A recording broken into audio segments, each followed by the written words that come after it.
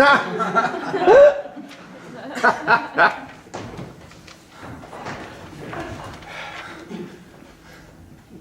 fall, Caesar. All right, Caesar dies. Run hence, proclaim, hired about the streets. Liberty, freedom, tyranny is dead. Handsome, get off the stage. We're pushing on to the next contender scene. I know that we shall have him well to friend. I wish we may, but yet have I a mind that fears him much, and my misgivings still fall shrewdly to the purpose. But here comes Antony. Enter Antony. Welcome, Mark Antony. Oh, mighty Caesar, dost thou lie so low? Are all thy conquests, glories, triumphs, spoils shrunk in this little measure? Fare thee well. I know not, gentlemen, what you intend. Who else must be let go? What are you doing? What? Bring it down a bit. You're trying to raise Caesar from the dead. All good? Ready.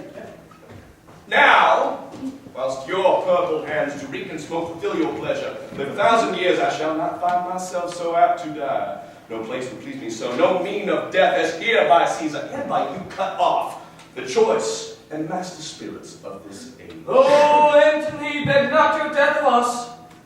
Though now we must appear bloody and cruel, as by our hands in this our present act. You see we do, yet see you but our hands. And this bleeding business they have done. Our hearts you see not, for they are pitiful, and pity to the general wrong of Rome. As fire drives out fire, so pity, pity, hath done this deed on Caesar. For your part to our swords have led points, Mark Antony, our arms in strength of malice, and our hearts of brother's temper, to receive you in with all kind love, good thoughts, and reverence. Your voice shall be as strong as any man, disposing with due dignity.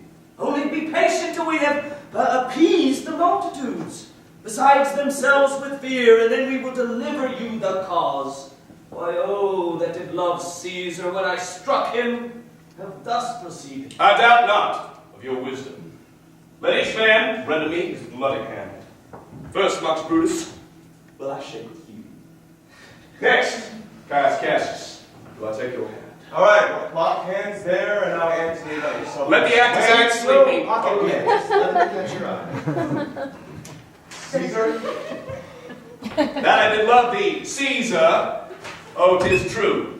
If then thy spirit look upon us now, shall it not grieve thee dearer than thy death, to see thy Antony making his peace, shaking the bloody fingers of thy foes most noble, in the presence of thy cause, had I as Smooth. what for Christ's sakes? Polished it, he's an orator. Don't tell me I said it. Your mouth isn't a sledgehammer. Where was I? You're not even breathing right. Mind your own. Just jump in anywhere.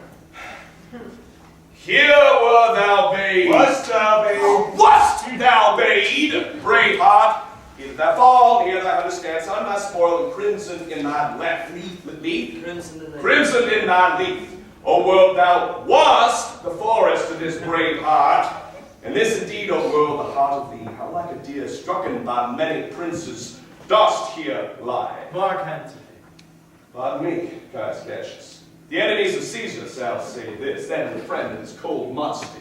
I blame you not for praising Caesar so, but what compact mean you to have with us? Will you be pricked in number of our friends, or shall we on, and not depend upon you? Therefore I took your hands, but was indeed swayed from the point by looking down on Caesar.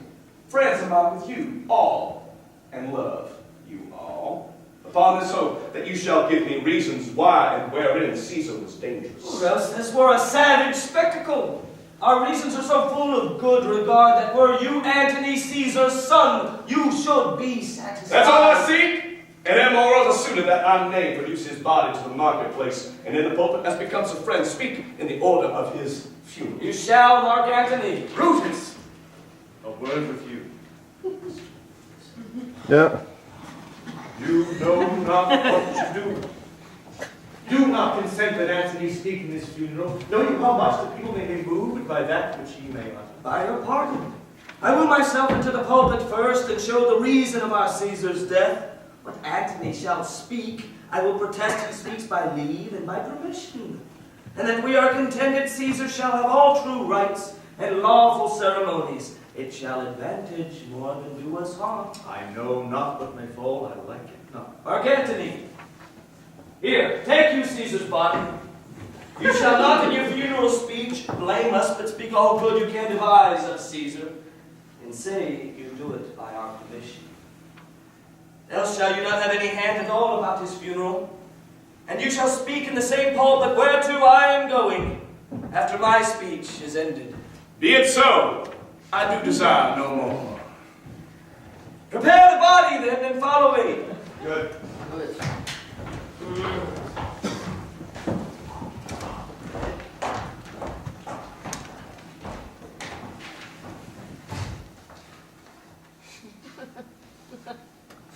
Oh, pardon me, thou bleeding piece of earth, but I am meek and gentle with these butchers.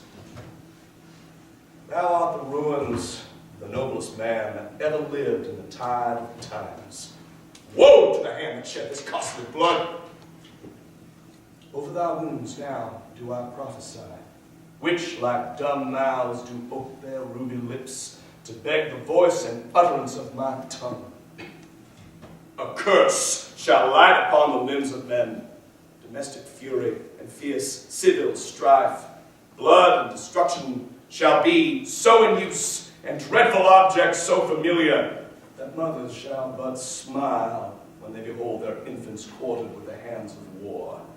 All pity choked with custom of fell deeds, and Caesar's spirit ranging for revenge, with Ate by his side, come hot from hell, shall in these confines with a monarch's voice cry havoc, and let slip the dogs of war, that this foul deed shall smell above the earth.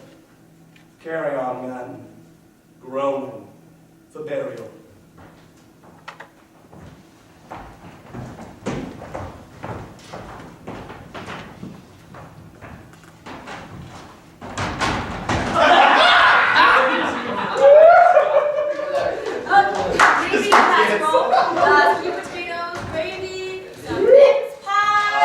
Seymour, sit your ass down and have some of this fine Asian booth cooked right. I basted the turkey with brandy.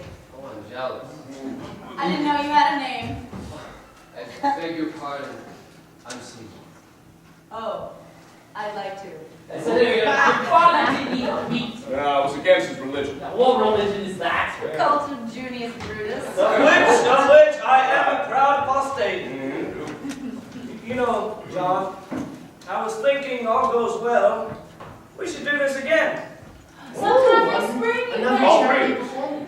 Yeah, twice a year. Not so soon. We still have Hamlet. Oh, no way in hell. Shakespeare never tops 3 We'll weeks. run 100 days. Mark me. What do you have in mind? Pass the song. Say, Romeo and Juliet. It's box office gold. You could raise a statue to Edwin Booth this time. Ah! So who would play who? Ned's born from Mercutio. The plague on both your houses. But Wilkes is definitely Romeo. Well, Handsome's is Juliet. Oh, but you can eat my house. Yeah. We're not all charity players, all the same. You're hardly a player at all. So how's the oil speculation, Wilkes? What do you call it? Dramatic oil? Well, you were touring down south before that, right? I wasn't down there. He got shot in the ass. Oh, bald-faced gossip! Just what I heard. It was your thigh, right, John? Right, sure. His style. Laughing stock of Montgomery. Who shot you? Secessionists. Some Alabama whore. His own manager, backstage, before a shot. It's true! I still have the bullet. Well, let's have a toast. To Thanksgiving. To Caesar! To killing Caesar tomorrow. To this luxurious feast our age is prepared. For John's health. To John, stop. They do jest, but poison and jest. I'll jest in a way soon enough they'll not laugh at. And to the Union, no cement stronger than the mutual interest which binds us together. To the Union! May she continue. Until she be no more. So that shall always be. That's the question. Right, Edwin? Please, John. Don't start us. What? We're all honorable men. I said dirty Caesar, you know. Furious Caesar. And abolitionists Again.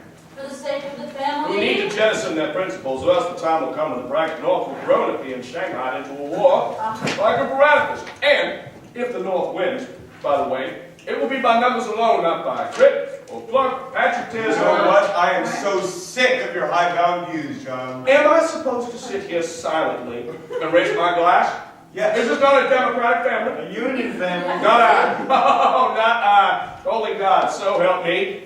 But our hometown of Baltimore is under martial law by that son of a bitch in the White I House. was just reelected by Roosevelt Yes. Constitution wages war without congressional consent, suspends habeas corpus. Like one big family quarrel is fucking war. Two dishes, but to one table. Where are you sitting, Jim? On cranberry. Now look over at Edwin.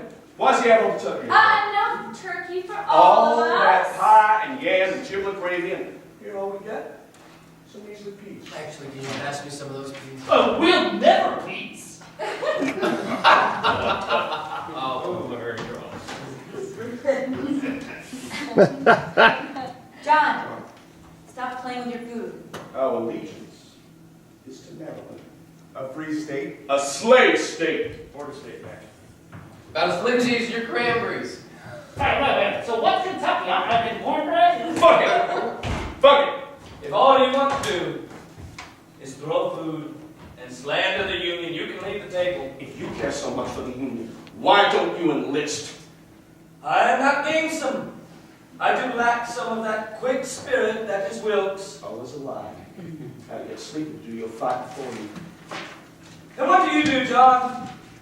Other than drink, eat, gun, sleep, shoot, pull, cut a dash with the girls, all sports, wildest company. Who paid your tab at Perky's? Who covers rent at home? Who buys Asia's clothes? Who bails out June when he's broke? Who loans you money in London? I had that money. After you pissed it away on what? $2 grand in the bank. Brandy and prostitutes. I bought a few costumes. On my earnings. With my bookie. With my sweat I and bought blood. goddamn stages! Oh, your stages! Sorry, your stages! I guess all the world's a goddamn stage to you, Edwin! Every other working actor's gotta go to the South Pole to get a break! It wasn't even London, it was Paris. I sent you a lifeline for your daughter and your wife. And she rest in peace. Dreadful woman. And we all know how you abandoned her. Don't say that. For your illustrious career and killed her with Don't your... either of you